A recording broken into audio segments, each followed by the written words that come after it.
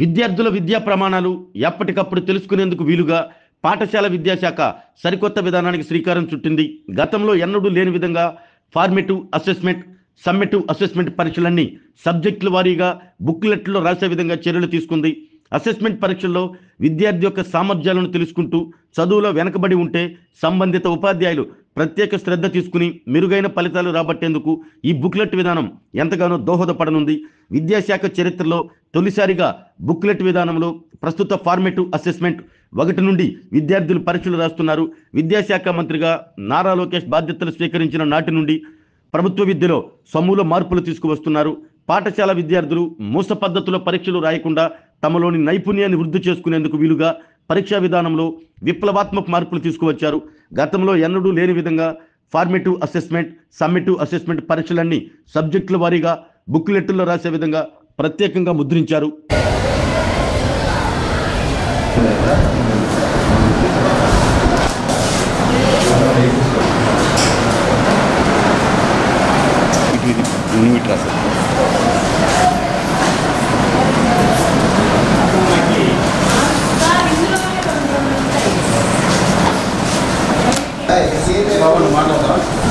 నా పేరు సారా Harshita.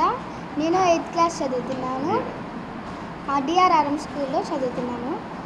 Last year మాకు నార్మల్గా ఎగ్జామ్ పెట్టేవాళ్ళు. ఎగ్జామ్ పెట్టేటప్పుడు నార్మల్ పేపర్స్లో పెట్టేవాళ్ళు. ఆ పేపర్స్ మేము యాడ్ చేయాలన్నా దాంట్లో హోల్ చేసి అందులో థ్రెడ్ వేసి మళ్ళీ కట్టి ఇచ్చేలోపు అవి తెగిపోయేవి, లైక్ సమ్ క్రాక్స్ పడేవి వాటిపైన. కానీ ఇప్పుడు ఈ బుక్స్లో మాత్రం మేము ప్రాజెక్ట్ వర్క్స్ అందులోనే రాసుకోవచ్చు. మళ్ళీ ఎగ్జామ్స్, ఫైనల్ ఎగ్జామ్స్ అన్నీ అక్కడే రాసుకోవచ్చు. మేము ఎలా రాసాము అనేది ఈ బుక్లో ఉంటుంది. మేము ఇంతకుముందు రాసిన ఎగ్జామ్స్, మళ్ళీ ప్రాజెక్ట్ వర్క్స్, ఫైనల్ ఎగ్జామ్స్ అన్నీ కూడా మేము చూసుకోవడానికి అవైలబిలిటీ ఉంటుంది. Thank you sir. అవును సార్, మార్క్స్ మేము ఇంప్లిమెంట్ చేసుకోవడానికి కూడా మాకు అవైలబిలిటీ ఉంటుంది. Thanks to government. ఇంకా నేను 8th క్లాస్ చదువుతున్నాను డిఆర్ఆర్ఎం స్కూల్లో. పోయినసారి 2 మార్క్స్ క్వశ్చన్స్ అవన్నీ వైట్ పేపర్లో రాసేవాళ్ళం. ఇప్పుడు బుక్లోనే రాసి మళ్ళీ మేము చూసుకోవడానికి కూడా ఈజీగా ఉంది. రాయడానికి కూడా చాలా సింపుల్గా ఉంది. మేము ఎప్పుడైనా చూసుకోవచ్చు, మార్క్స్ కూడా చూడొచ్చు. మిస్టేక్ చేస్తే నెక్స్ట్ దాన్ని రెక్టిఫై చేసుకోవడం నెక్స్ట్ ఎగ్జామ్ అంటే ఏమేమి ఉన్నాయమ్మా దీంట్లో బెనిఫిట్స్ మీకు? ప్రాజెక్ట్ రాసుకోవచ్చు, ఎగ్జామ్ బిట్స్ కానీ, 2 మార్క్స్ క్వశ్చన్స్ కానీ, పెద్ద క్వశ్చన్స్ కానీ రాసుకోవచ్చు. అంటే ఎంత నిడివి రాయాలనేది ఉందా దాంట్లో? ఉంటుందా మీకు క్లారిటీగా ఎంత రాయాలనేది? ఇంతకుముందు ఎలా ఇబ్బంది పడేవాళ్ళ? పేపర్ ఫస్ట్ ఒక పేపర్లో రాసేవాళ్ళం, ఇంకా సరిపోతే ఇంకొన్ని పేపర్లు కట్టి రాసేవాళ్ళం. ఇప్పుడు వాటిల్లోనే ఎంతవరకు రాయాలో అంతవరకు ఉంటుంది. Venkataramana Chavali, school in-charge head మాస్టర్గా పనిచేస్తున్నాను. మన ప్రభుత్వం కొత్తగా ప్రవేశపెట్టినటువంటి ఎడ్యుకేషన్ సిస్టంలో ఎగ్జామినేషన్స్ పాయింట్ ఆఫ్ వ్యూలో పిల్లలకి మరి ఇచ్చినటువంటి బుక్స్ ఈరోజు పరీక్ష మొదలైంది. ఆ బుక్స్లో రాయటం మొదలవుతుంది. ఇది పిల్లలకి మంచి భవిష్యత్తులో, అంటే ఇది వాళ్ళ బుక్ పరీక్షా విధానంలో రాసినటువంటి వారి ఆన్సర్ స్క్రిప్ట్స్ ఎలా ఉన్నాయి, వాళ్ళు ఎలా డెవలప్ అవుతున్నారు, FA1కి ఎలా ఉన్నారు, FA2కి ఎలా ఉన్నారు, FA3కి ఎలా ఉన్నారు అనేది గ్రాడ్యువల్గా వాళ్ళల్లో వాళ్ళ మార్పుని వాళ్ళు తెలుసుకోవడానికి వెలుగుంది. అలాగే పేరెంట్స్ వచ్చినప్పుడు కూడా మన పిల్లవాడిదిగో ఈ రేంజ్లో ఉన్నాడని చూపించడానికి బాగుంది. ఇది కొంచెం టైం తీసుకునే కొద్దీ పిల్లలు మొదట్లో కొంచెం పొరపాట్లు చేసిన పిల్లలు అది ఫిల్ చేయటంలో కానీ రాసేటప్పుడు కొన్ని ఉన్నా క్రమంగా వాళ్ళు కూడా మనం ఈరోజు ఏ పరీక్షకి వెళ్ళాలన్నా కంప్యూటర్స్లో వాల్యుయేషన్ జరుగుతుంది.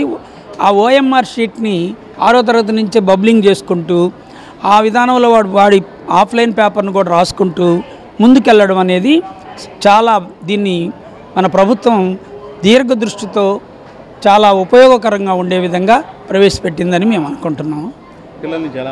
పిల్లల్లో కూడా అంటే రేపు మేము పిల్లలు మాకు భయపడైనా మాట్లాడకపోవచ్చు, ఏది రాస్తున్నారు తల ఉంచుకొని పరీక్షలు. వాళ్ళ బుక్స్ రేపు మేము వాల్యూ చేసిన తర్వాత ఈ క్వశ్చన్ పేపర్ని వాడు ఆన్సర్ చేశాడు, దాంట్లో మేము మళ్ళీ వాళ్ళకి చెప్తాము తప్పులు ఎక్కడ కానీ అన్నీ వాళ్ళ ముందే అన్నీ ఎక్స్ప్లెయిన్ చేసుకోవడం జరుగుతుంది. ఆన్సర్ అయిన తర్వాత వాల్యుయేషన్ తర్వాత వాళ్ళకి చెప్తాము. పిల్లల్లో కూడా దీని మీద సవ్యంగానే ఉంది. వాళ్ళు పాజిటివ్ ధోరణిలోనే మాకు సమాధానాలు చెప్తూ ఉన్నారు. ఎగ్జామ్ తర్వాత బుక్లెట్ మీ దగ్గర ఉంచుకుంటారా? ఇవి బుక్లెట్స్ పిల్లలకి పంపడానికి లేదు. పరీక్ష రాసిన తర్వాత మేము వాల్యూ చేసిన తర్వాత బుక్లెట్ని వాళ్ళకి అది ఇవ్వాలా, మా దగ్గర ఉండటమే శ్రేయస్కరమని మేము అనుకుంటున్నాం.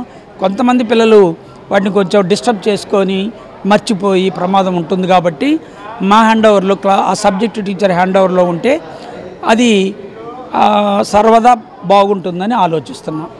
ఆరోగ్యమే మహాభాగ్యం అంటారు, కానీ ఆరోగ్యాన్ని నమ్మకంగా కాపాడే స్థానం ఎక్కడ? ఇది ఒంగోలులో మీకు దగ్గరగా మన Venkataramana nursing home private limited.